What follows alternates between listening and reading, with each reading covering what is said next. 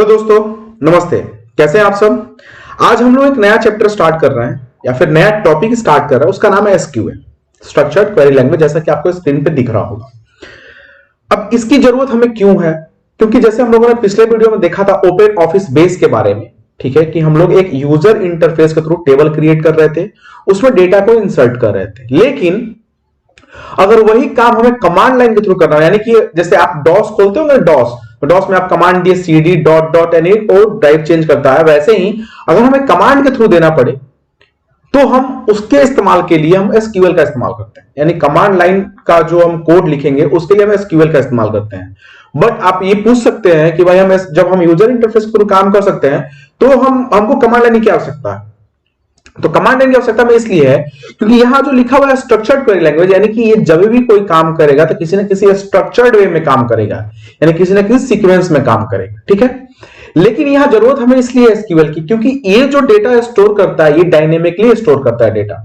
यानी कि जो भी डेटा स्टोर करेगा ये इसका डायनेमिक मतलब होता है कि आप देखेंगे नहीं, लेकिन जब भी आप अपना कमांड एंटर करेंगे तो डेटा आपको शो कर जाएगा। यहां ये डेटा आपने क्रिएट किया हुआ था। इसमें क्या होता है, इसमें फायदा ये होता है कि आप चाहे तो लार्ज अमाउंट ऑफ डेटा आप चाहे तो क्रिएट कर सकते हैं, इंसर्ट कर सकते हैं, और उसको रिट्रीव करना भी उतना ही आसान होता है कमांड के थ्रू, ठीक है। लेकिन अगर हम लोग ओपन ऑफिस बेस की बात करें तो उसमें भी सब कुछ सेम है, सब कुछ सेम करेंगे आप। लेकिन दिक्कत क्या है उसमें कि आप यूजर इंटरफेस के थ्रू हर टेबल क्रिएट कर रहे थे, ठीक है। लेकिन जैसे ही आपको कोई डेटा को शो कराना होगा, किसी पार्टिकुलर डेटा को शो कराना होगा, उसके लिए आपको एसक्यूएल कमांड की आवश्यकता पड़ जाएगी, ठीक है। तो इसीलिए एसक्यूएल को जानना बहुत जरूरी है, ठीक है। चलिए इसको स्टार्ट करते हैं। थोड़ा सा इसके बारे में थ्योरेटिकल देखेंगे, फिर इसमें हम लोग प्रैक्टिकल पे आएंगे, ओके। तो इसको हम लोग स्टार्ट करते हैं स्ट्रक्चर्ड क्वेरी लैंग्वेज के बारे में। पहले क्या स्ट्रक्चर्ड क्वेरी लैंग्वेज होता क्या है, इसके बारे में लिखा हुआ है SQL provides N interface for any backend software. Backend का मतलब होता है पीछे की तरफ से जो काम करता है, ठीक है। यानी जो एसक्यूएल है हमें एक इंटरफेस यानी एक हमें दिखाई देने वाला जो जरिया है वो प्रोवाइड करता है पीछे के तरफ से, ठीक है। यानी बैकएंड सॉफ्टवेयर का एक इंटरफेस है एसक्यूएल जो है बैकएंड बैकएंड का मतलब यहां क्या हुआ, बैकएंड का मतलब ये हुआ जैसे आप किसी वेबसाइट पे, या फिर मैं एक जनरल टर्म लेता हूं फेसबुक।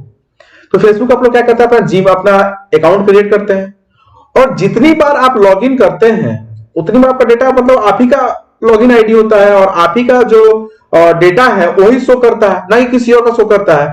तो कहीं ना कहीं किसी ना किसी डेटा में तो किसी डेटाबेस में तो स्टोर हुआ है ना आपका ईमेल आईडी, आपका नाम। तो उसी जहां स्टोर हुआ है वो बैकएंड सॉफ्टवेयर कहलाता है, ठीक है। बैकएंड सॉफ्टवेयर, ठीक है।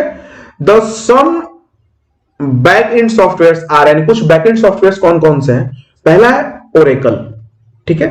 ओरेकल यानी जितना कुछ भी हम लोग पढ़ रहे हैं ये सब ओरेकल कॉर्पोरेशन का ही बनाया हुआ है, ठीक है। ओरेकल कॉर्पोरेशन, एसक्यूएल प्लस भी आपका है, ओरेकल कॉर्पोरेशन का ही है। आप जब भी एसक्यूएल इंस्टॉल करेंगे तो आप ओरेकल ही इंस्टॉल करेंगे तो एसक्यूएल प्लस रन करेगा, ठीक है, या फिर एसक्यूएल रन करेगा।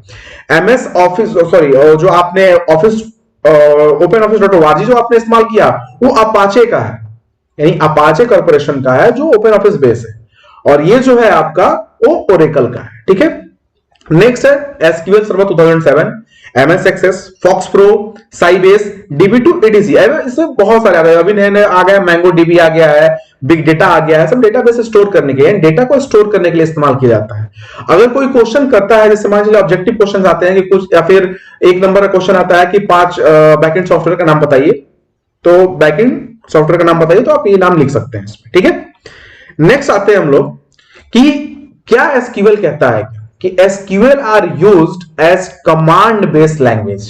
यानी जो एसक्यूएल जो है हम कमांड बेस्ड लैंग्वेज के लिए इस्तेमाल करते हैं। मैं बताया आपको पिछले इंट्रोडक्शन में एसक्यूएल के कि हम एसक्यूएल का इस्तेमाल क्यों कर रहे हैं, यानी हमको कमांड उसमें डालना पड़ेगा तब वो कुछ ना कुछ हमें आउटपुट, उसका डिजायर्ड रिजल्ट हमें देना हो, ठीक है। Command based language that can retrieve the result from the backend. यानी क्या हुआ कि पीछे से जो डेटा आपने स्टोर किया हुआ है उसको एक्सेस करने के लिए हम एसक्यूएल का इस्तेमाल करते हैं। लिखा हुआ है क्या कि in case of SQL plus is used as a front end for particular Oracle. यानी अगर एसक्यूएल प्लस को हमें फ्रंट एंड की तरह इस्तेमाल करना है तो हम किसका इस्तेमाल करेंगे, ओरेकल का। ओरेकल यानी एनी वर्जन, ओरेकल का कोई भी वर्जन आप ले सकते हैं। ओरेकल 22 पॉइंट कुछ चल रहा है ओरेकल वर्जन, ठीक है। और जो हम लोग पढ़ेंगे, जो हम लोग कमांड एंटर करेंगे वो होगा ओरेकल 11G में, ठीक है। वो एसक्यूएल प्लस का ही मिलता जुलता है। तो वो सेम काम, जो कमांड आप लिखेंगे वो कमांड एसक्यूएल प्लस भी रन करेगा और आपका ओपन ऑफिस बेस भी रन करेगा। उसको हम लोग सिमिलरिटी देखेंगे, कुछ डिफरेंस चेंज करना होगा हम चेंज करेंगे उसमें, ठीक है। नेक्स्ट दिया we can say SQL plus is a special program that can provide the interface for Oracle. यानी एसक्यूएल अगर हम कह सकते हैं, कैसे क्या कह सकते हैं कि SQL plus is a special program that can provides interface, यानी देखने वाला जो फेस हमें होगा इंटरफेस फॉर ओरेकल, यानी ओरेकल के लिए हमें इंटरफेस प्रोवाइड कराता है एसक्यूएल प्लस, ठीक है। अब देखते हैं कि एसक्यूएल प्लस पे होता क्या क्या है, ठीक है, थोड़ा सा। तो यहां देखिए कुछ स्लाइड्स में मैंने लिखा हुआ कुछ कंपोनेंट की application of SQL, component of SQL या क्लासिफिकेशन ऑफ एसक्यूएल।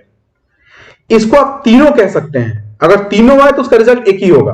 तो क्या क्या होगा इसमें? तीन क्लासिफिकेशन इसका होता है। पहला है डीडीएल, दूसरा है डीसीएल, तीसरा है डीएमएल। डीडीएल मतलब डेटा डेफिनेशन लैंग्वेज, दूसरा है डीसीएल डेटा कंट्रोल लैंग्वेज, तीसरा है DML data definition language, sorry data manipulation language. Sorry यहां पे डेफिनेशन हो गया है, आई एम सॉरी, क्योंकि यहां पे होना चाहिए आपका ये जो है डेफिनेशन के जगह पे यहां होगा डेटा मैनिपुलेशन। क्या होगा? MANIPULA,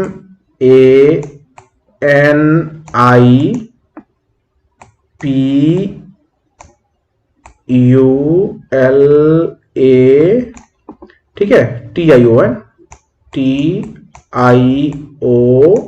डेटा मैनिपुलेशन, यानी यहां होगा डेटा मैनिपुलेशन लैंग्वेज, ठीक है, data manipulation language, data definition language, data control language, data manipulation language. आप कहीं देखेंगे इसको ऑनलाइन भी, नेट पे देखेंगे, ये थोड़ा सा इंटरचेंज रहता है। पहले आता है डीडीएल, दूसरा डीएमएल, तीसरा आता है डीसीएल। एक और इसमें आता है टीसीएल, ट्रांजैक्शन कंट्रोल लैंग्वेज, ठीक है। उसको हम लोग आगे देखेंगे, वो बेसिक्स मतलब बेसिक करा, वो मतलब एक एडवांस में आ जाएगा, उसको भी हम लोग आगे देखेंगे। एडवांस एसक्यूएल में वो आता है टीसीएल, ट्रांजैक्शन कंट्रोल लैंग्वेज, उसको भी हम लोग आगे देखेंगे, ठीक है। तो आज के वीडियो में इतना ही रहने देता हूं मैं। अगले वीडियो में हम लोग देखेंगे डीडीएल क्या होता है और डीडीएल में कौन कौन से कमांड का हम इस्तेमाल करते हैं, ठीक है। तब तक के लिए धन्यवाद।